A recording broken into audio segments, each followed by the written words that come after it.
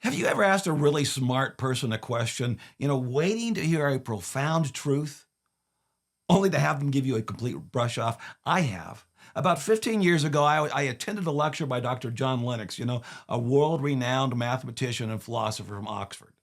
During his lecture, he made two comments that caught my attention. First, he said, "We live in a culture of non thinkers," and I agreed. And then he said, "We need to teach our children to be thinkers." I agreed. So during the Q&A time, I stood up and asked, "Dr. Lennox, you said we live in a culture of non-thinkers, and you said we need to teach our children to be thinkers. So here's my question. How can a thinker communicate with a non-thinker?" I thought it was a simple question. But here was his four-word response. "Good question, next question." That was it. End of conversation.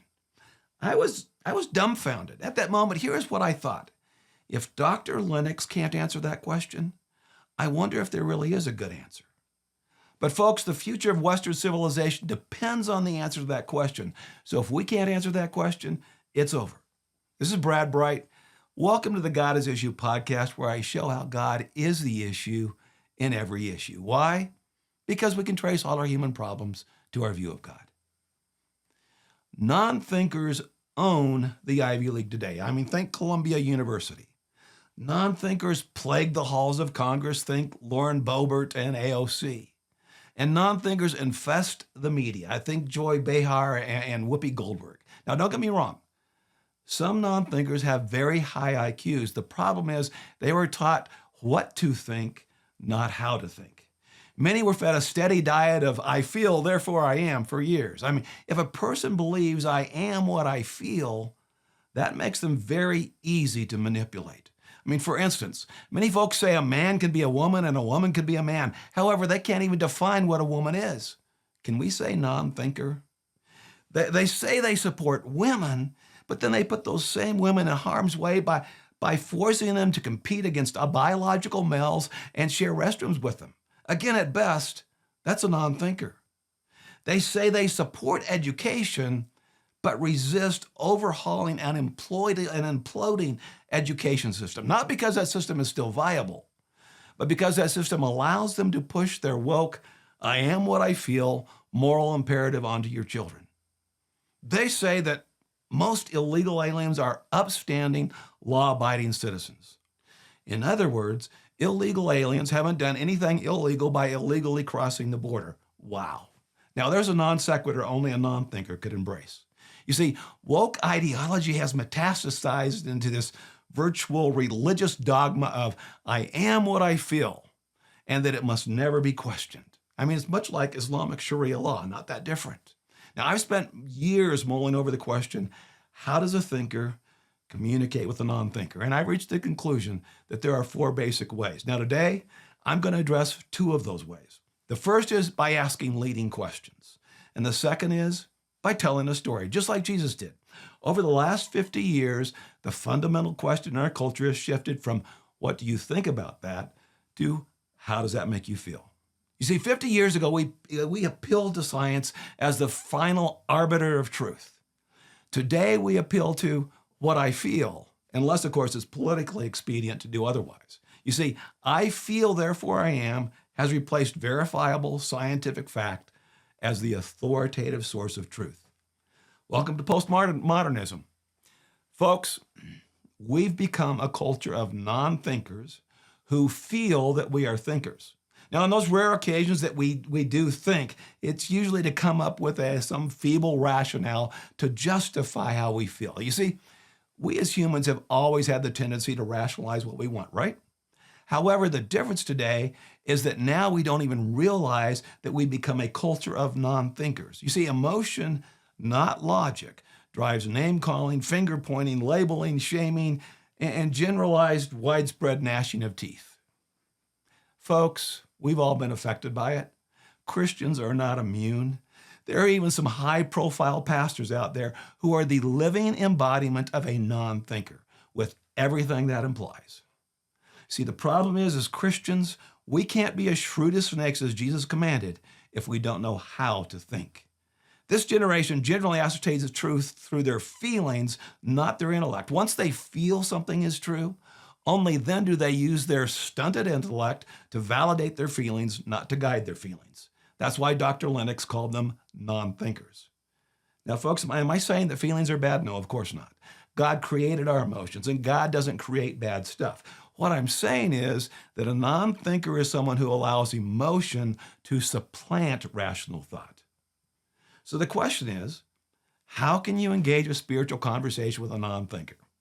Let me give you 3 leading questions you can ask. Now, actually, before I do, may I state the obvious?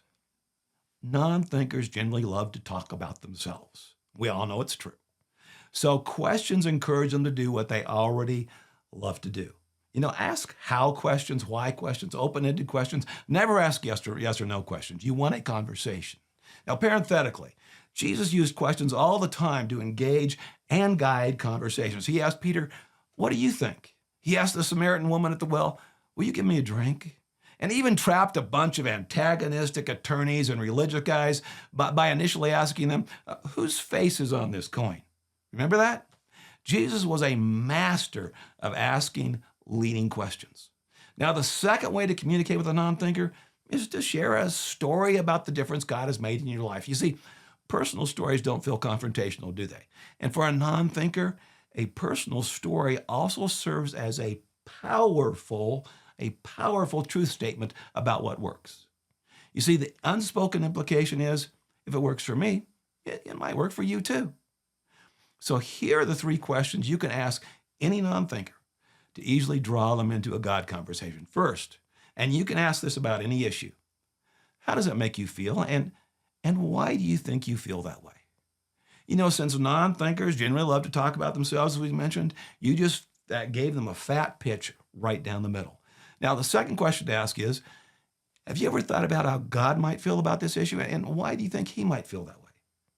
Now, if they say, "I don't believe in God," simply reframe the question as, if God did exist, how do you think he might feel? Now, let me warn you, 9 times out of 10, they are going to feel that God feels the same way they feel. Did you get that? They're going to feel that God feels the same way they feel. They're going to transfer their feelings onto God. Now, don't be offended. Don't get defensive. Just listen. At this stage, simply try to understand why they feel that way. Now, the third question to ask is, how do you picture God, and why do you think you see him that way? Do you see him as loving, as distant, as a judge? How do you see him? Or for an atheist, if God did exist, how do you think you'd see him? Then let them talk, folks. Let them talk. As long as you keep your judgmental finger out of the air, they'll probably tell you exactly how they see God. Simply give them a platform to talk about how they feel, specifically how they feel about God.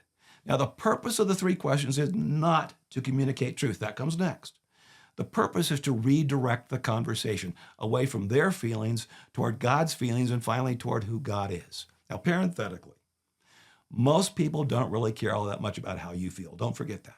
However, they do deeply care about how they feel. And most Americans do still care about how God feels. So folks, use that knowledge shrewdly. Once you've made God the focus by asking your 3 questions, then simply ask them if you can share a personal story from your own life with them about a real difference that God has made in your life. Remember, in a culture of non-thinkers, your story is a powerful truth statement about what works. Now, folks, for those of you who are talkers, listen to me very carefully, please. Keep your story under 3 minutes, okay? Under 3 minutes. This generation has a very, very short attention span. Now, as long as you keep your finger out of the air and keep it conversational, most people will be very willing to answer your questions and listen to your story. So folks, redirect the conversation away from how they feel and toward how God feels so that you can share your God story and then share the gospel with them. Keep it simple. You see, God is the issue in every issue, even in a culture of non-thinkers. So seek to make him the issue in a way that non-thinkers can relate to. This is Brad Bright. Thanks for joining me today. And if you found this podcast helpful, please like and subscribe. And when subscribing, don't forget to click on the bell so you'll be notified whenever I post a new podcast. But the most important thing you can do today is to share it. God bless.